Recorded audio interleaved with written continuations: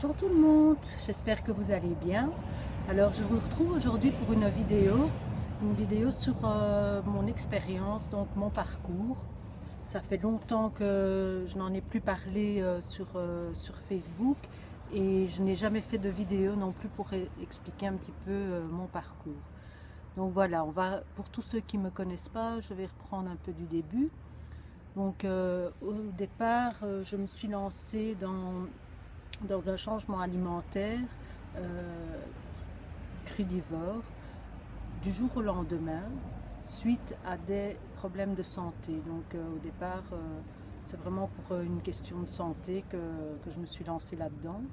Donc j'avais des problèmes au niveau de mes cervicales, mais assez importantes, qui m'empêchaient finalement encore de travailler. J'étais au final au bord du burn-out aussi.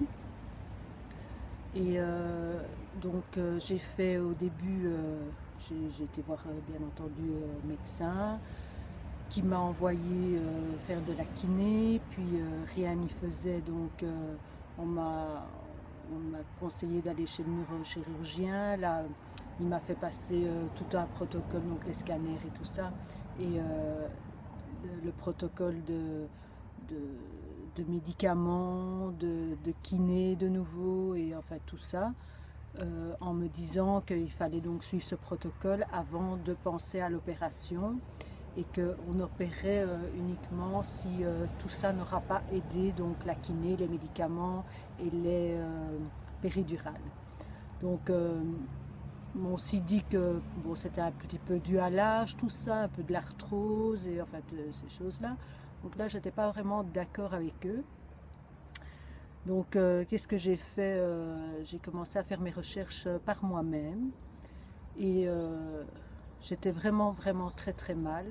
Je ne dormais plus la nuit non plus dû à tout ça. Enfin, j'avais plus du tout de vie, c'était devenu vraiment infernal. Alors j'ai commencé à faire donc mes recherches par moi-même et en faisant mes recherches, tous ceux qui sont dans le monde du crudivorisme en ont entendu parler. Je suis tombée sur une vidéo de Thierry Casasnovas. Donc étant tellement mal, c'est vrai qu'à ce moment-là j'étais prête à tout pour aller mieux. Donc son discours me paraissait donc tenir la route. Et quand je dis que je suis tombée sur une de ces vidéos, c'était vraiment dans ces toutes premières vidéos que moi je suis tombée. Donc c'était vraiment dans ses débuts sur YouTube. Et donc je me suis lancée du jour au lendemain dans du 100% cru. Et je me suis dit que j'avais de toute façon rien à perdre. Et donc c'est pas la chose non plus que je conseille de se lancer comme moi à faire du 100% du jour au lendemain. C'est pas ce que je conseille maintenant avec le recul. Mais bon, moi j'étais tellement mal, j'en pouvais plus, donc je me suis lancée. Et au bout de 3 semaines, je me sentais déjà nettement mieux. Donc j'avais aussi arrêté tout ce qui était médicaments, tout ce qu'on me donnait, parce que déjà à la base, je ne suis pas très médicament, et alors les médicaments qu'on me donnait, c'était des antidouleurs, des anti-inflammatoires, des décontractants musculaires, et enfin toutes des choses comme ça qui finalement te rendent un peu comme une plante, mais c'est tout quoi. Donc j'avais arrêté tout ça et donc j'ai tout misé sur les fruits et les légumes. Donc comme je dis, au bout de 3 semaines, j'ai commencé à vraiment aller mieux. Donc ça m'a réconforté à continuer. Et petit à petit, donc mes douleurs ont totalement disparu. À l'heure actuelle, je n'ai absolument plus aucune douleur à ce niveau-là. Je me porte très bien. Et j'ai vu d'autres soucis disparaître aussi, comme par exemple, depuis l'âge de mes 12 ans, j'avais des allergies. J'étais obligée de prendre du Zyrtec tous les 2 jours, voire tous les jours en certaines périodes. Sinon, je faisais des crises d'allergie. C'était assez important comme crise chaque fois que je faisais. Donc là, j'ai vu mes allergies diminuer, enfin mes crises au début. Donc j'ai commencé à espacer les prises de Zyrtec tous les 3 4 jours. Puis finalement, ça a été tous les 5 jours. Puis je passais parfois une semaine sans devoir en prendre. Et au final, elles ont totalement disparu. Donc je ne prends plus du tout de Zyrtec non plus. Ensuite, j'ai eu des migraines, donc des fortes migraines, 2 fois par mois qui duraient 3 à 4 jours, où je me levais et je me recouchais avec, où j'avais beau prendre des médicaments, ça n'y faisait rien du tout. Donc ça a totalement disparu aussi. En même temps, donc quand j'étais indisposée, quand je l'étais, parce que j'ai eu des périodes où je ne l'étais plus du tout, donc ma gynécologue m'avait bien dit que j'étais en périménopause, que, que voilà, c'est que ça commençait à chercher, et que donc j'avais aussi des bouffées de chaleur, irritables, enfin tous les effets qu'on peut avoir. Et au final, non, je ne suis ni périménopausée, ni ménopausée, comme les médecins ont pu me le dire. Tout va bien, je suis toujours indisposée, je n'ai plus de douleur, je n'ai plus de migraine, et tout va bien de ce côté-là. Donc voilà. Alors, il y a eu plein de petites choses comme ça qui se sont améliorées. Mes cheveux, pareil. Là, j'ai aussi arrêté tout ce qui était coloration chimique. J'ai totalement arrêté. Et mes cheveux se portent vraiment bien. Je dois dire que à la fin, on voyait bien. Enfin, maintenant, je me rends bien compte que mes cheveux, ils étaient complètement déminéralisés. Ils étaient ternes, secs, fins, cassants. Tout ça, et que maintenant ils vont vraiment bien mieux qu'avant. Je dis pas qu'ils sont au top du top, mais ils vont vraiment bien, ils poussent de nouveau, et vraiment j'ai déjà une bien meilleure texture de cheveux. Je les perdais aussi énormément, donc avant de commencer mon nouveau mode alimentaire. Et donc au début, je les perdais malgré tout encore au début, et puis ça s'est apaisé, et finalement maintenant je perds mes cheveux comme quelqu'un normalement, quoi, hein. Puisqu'on perd tous quand même chaque jour des cheveux. J'ai plus jamais eu des bouffées de chaleur, plus de migraines, mes cheveux vont mieux, plus d'allergies, plus de problèmes au niveau de mes cervicales. J'avais aussi souvent des douleurs dans le bas du dos, surtout à la période où j'étais indisposée. Tout ça, j'ai plus non plus. Enfin voilà, j'en oublie sûrement d'autres, mais je vais super bien. J'ai plus des petits bobos à gauche, à droite, comme je pouvais l'avoir avant. Et donc, à ce jour, donc, je suis à 2 ans et demi de frugivorisme, je vais dire, à quasi 100%. Enfin, disons qu'en été, là, je suis souvent à du tout cru. En hiver, comme maintenant cet hiver-ci, je me suis plus dirigée un peu plus depuis quelque temps vers le Rotilfort. Donc je mange toujours des fruits du matin jusqu'à 3 4 heures. Ça, c'est tout le temps. Donc c'est que fruits. Et alors le soir, c'est des crudités ou un plat chaud vegan. Donc ça peut être comme je fais des pommes de terre au four, je vais manger du riz ou des pâtes de riz. C'est chaque fois sans gluten aussi. Donc plus de produits laitiers non plus. Pas de sucre raffiné. Le sel très peu. Disons que quand je mange cru, je ne mets jamais de sel. Par contre, quand je cuis, il m'arrive pour certaines choses de mettre du sel. Par exemple, si je fais des pommes de terre au four ou quoi, je ne mettrai jamais de sel non plus. Je mets des épices, mais je ne mets pas de sel. Par contre, si je fais un légume cuit ou je vais faire quelque chose à base d'une sauce tomate, là j'ai tendance à mettre un petit peu de sel. mais sinon je n'en mets pas. Alors au début, les erreurs aussi qu'on peut faire, donc c'est pour ça un peu que je ne conseille pas de foncer comme ça tête baissée sans connaissance dans ce mode alimentaire, parce qu'effectivement en faisant les choses pas de la bonne façon, on peut avoir des carences, on peut faire peut-être plus de tort, je dirais, que de bien à son corps. Donc il faut quand même faire attention à ce qu'on fait, parce qu'on voit d'ailleurs certaines personnes qui ont tenté de ce mode alimentaire et qui finalement n'ont pas tenu et sont revenus à un mode alimentaire végétarien ou voire de nouveau omnivore, et qui disent que ce mode alimentaire n'est pas bon. Moi je ne dirais pas ça, je ne dirais pas que ce mode alimentaire n'est pas bon. Maintenant il faut le faire, il faut faire les choses bien et pas manger en tant que crédivore comme on mangeait quand on était omnivore par exemple. Donc c'est pas en mangeant 2 bananes et une pomme sur sa journée que ça va aller. Ça n'ira pas du tout. Il faut manger beaucoup de fruits, il faut manger beaucoup de verdure aussi, c'est très important. D'ailleurs c'est une des choses qui moi à ce jour je trouve que je mange peut-être pas encore assez, parce que c'est vrai qu'à la base je ne suis pas tellement, enfin je n'ai jamais été très salade, mais non c'est vrai que depuis ça va déjà beaucoup mieux, j'aime de plus en plus, parce qu'au début j'avais même du mal.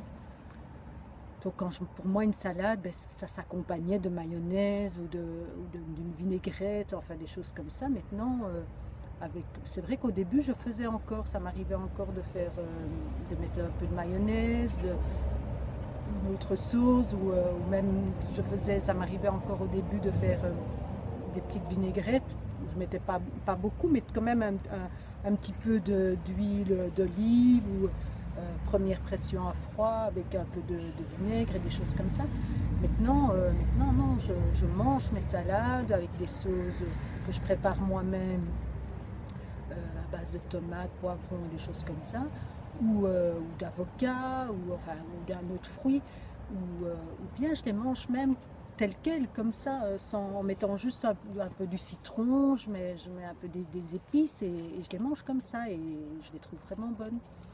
Donc on perd vraiment, en étant omnivore, on perd vraiment les goûts des aliments finalement, et on camoufle tellement avec des tas de produits raffinés du commerce, que ce soit des sauces et le sucre raffiné et toutes ces choses qu'on peut manger, qu'on perd totalement le goût des aliments à l'état brut finalement.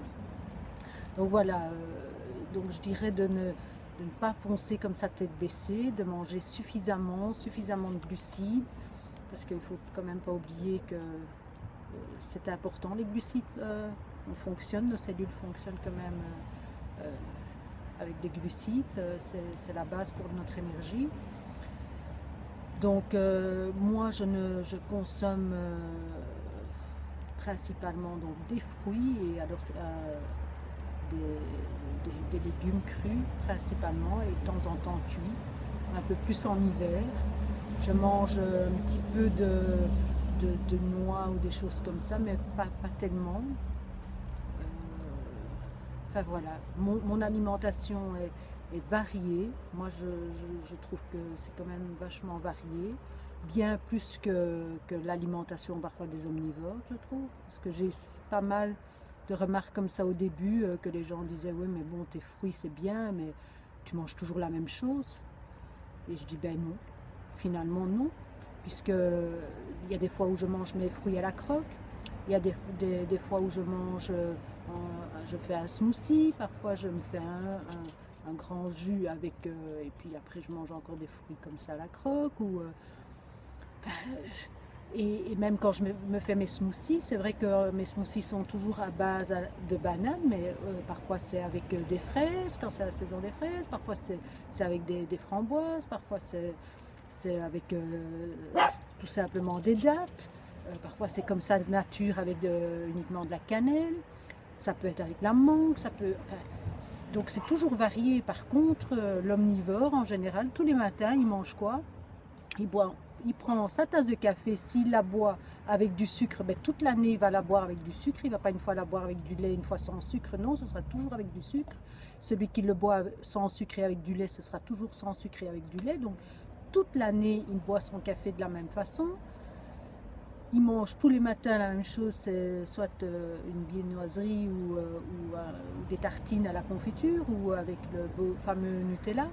Donc je trouve que c'est pas varié du tout non plus. Il y en a, j'en connais qui mangent chaque semaine, ils mangent des frites, chaque semaine ils mangent un spaghetti bolo, chaque semaine ils se mangent une pizza. Donc c'est pas varié. Je pense que dans mon mode alimentaire, c'est encore plus varié que chez les omnivores. Donc, non.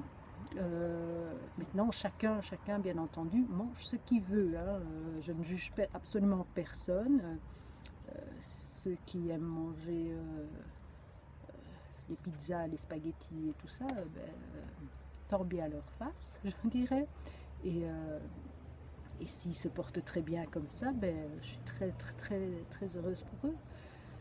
Maintenant, pour moi, je suis convaincue et j'en ai fait ma propre expérience. Je le vois sur d'autres personnes aussi. Une alimentation basée sur les fruits et les légumes, pour moi, c'est le meilleur pour notre santé. Maintenant, je ne suis pas non plus pour le côté extrême non plus, comme parfois certaines personnes, quand on met par exemple une pointe de sel, il y en a dans l'extrême qui vont dire ah attention, le sel c'est très mauvais. Oui, c'est pas l'idéal, c'est pas bon. Maintenant, si vous mettez un petit peu de sel une fois de temps en temps dans un plat, ou que vous allez manger avec des amis au restaurant et que là vous prenez un plat le plus approprié pour vous, mais qui aura bien entendu un peu de sel, voire un peu de matière grasse, que ce soit un peu d'huile d'olive ou quoi dedans, ce n'est pas grave non plus. Il ne faut pas non plus dramatiser. Personne, enfin on ne court pas derrière la vie éternelle non plus. Hein. On mourra tous, ça c'est sûr. Maintenant, c'est clair que moi je préfère vivre en pleine santé, même si c'est peut-être un peu moins ou plus, on n'en sait rien, mais en bonne santé en tout cas, que faire tout et n'importe quoi, être avec une panoplie de médicaments à prendre tous les jours parce que j'ai des tas de choses qui ne vont pas au niveau de ma santé, et peut-être se retrouver au final à l'hôpital avec des Baxter et compagnie. Donc moi je fais le choix d'être en bonne santé, donc voilà. Maintenant, chacun fait comme il veut, bien entendu. Voilà. J'espère que la suite de mon expérience vous a plu, que ça peut vous aider aussi si vous avez envie de vous lancer. Et bien évidemment, ne vous lancez pas sans connaissance. Et surtout, si vous vous lancez, faites-le petit à petit, en supprimant ce qui vous paraît le plus facile au départ, et en mangeant des fruits à volonté et des légumes crus à volonté aussi. Ne mangez pas trop peu, ne mangez pas que des petites quantités, il faut avoir vos apports caloriques quand même. Enfin, quand je parle calories, il faut quand même manger, il faut vous nourrir, il faut pas, sinon vous allez être déminéralisé, vous allez avoir des manques de vitamines si vous ne mangez pas assez, si vous mangez 600 calories sur la journée, ça n'ira pas. Donc aidez-vous de chronométeurs au début, ça peut vraiment aider, parce que parfois on n'a pas conscience des quantités ou des calories qu'on peut prendre. Donc au début, basez-vous là-dessus aussi, et après fiez-vous aussi à vous, à votre ressenti, apprenez à écouter aussi votre corps aussi. Et voilà, je vous dis à très bientôt à tous, et on se revoit pour la prochaine vidéo. Bisous à tous.